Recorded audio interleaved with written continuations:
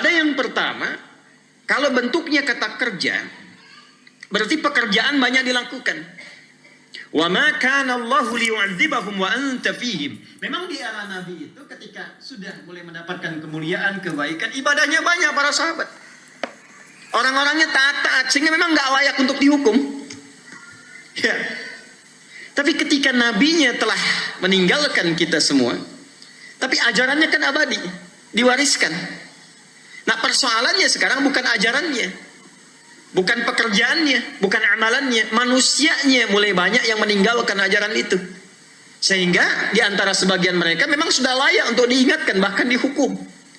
Hanya karena ada orang-orang yang banyak istighfar, banyak bertobat, banyak kembali kepada Allah, maka Allah menahan itu untuk tidak menjadi malapetaka yang lebih besar. Saya merasakan satu renungan yang mendalam dari mulai rentetan gempa yang terjadi di Cianjur, kemudian ke Garut, kemudian setelah itu geser bahkan ke wilayah Jawa bagian timur, di Sukabumi, kemudian Semeru mulai, dan beberapa yang lainnya mulai tergerak. Anda bisa berkata dengan teori ilmiah bahwa ini ada pergerakan secara geografis begini, secara geologis begini, secara fisiologis seperti ini. Iya, itu hitungan teman-teman. Tapi semua ilmu itu ketika dipelajari sejatinya adalah untuk mengantarkan kita lebih dekat hubungannya dengan Allah Subhanahu wa Ta'ala. Dan desain kebangsaan kita, sila pertamanya ketuhanan yang Maha Esa.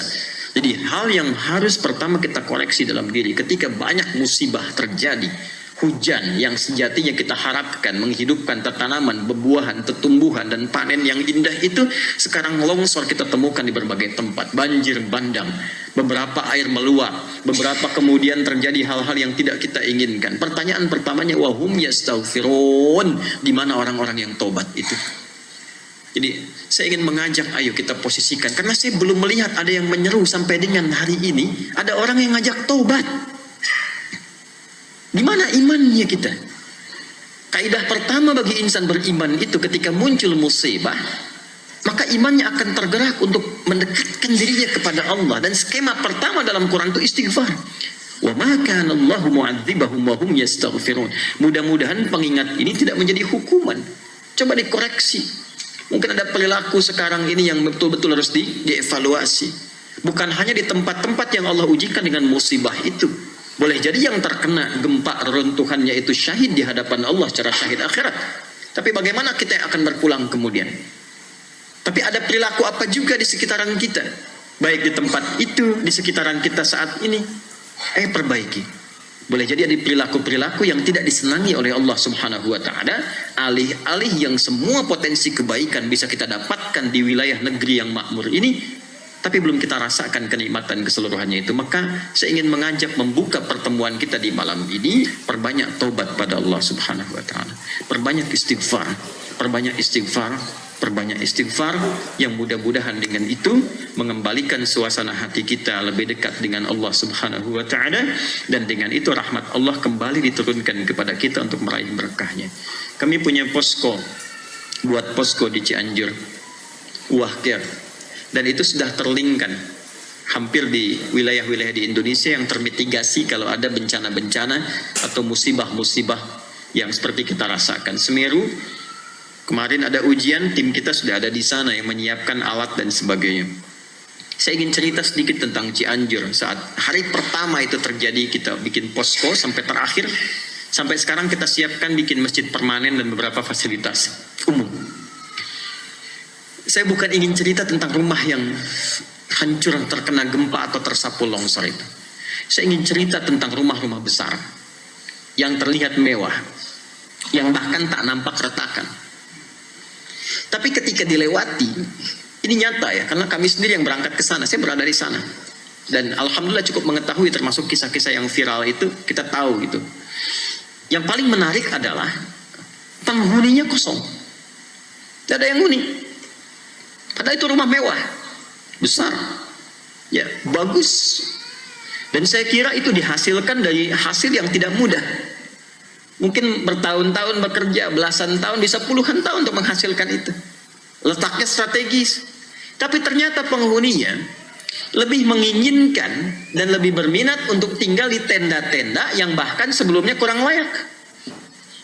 Daripada menghuni rumahnya yang mewah itu, dia lebih memilih untuk tinggal di tenda atau tidak tidur di lapang sekalian, tanpa alas, tanpa atap sedikit pun.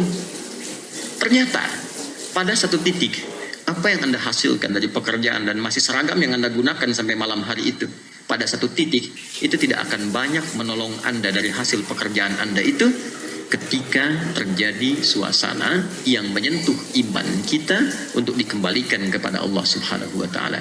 Jadi saya ingin katakan, kalau Anda berangkat gelap, pulang gelap hanya untuk mengumpulkan dunia, akan tiba pada satu masa, sepersekian detik itu, dunia yang Anda kumpulkan selama puluhan tahun menjadi tidak bernilai di hadapan Anda.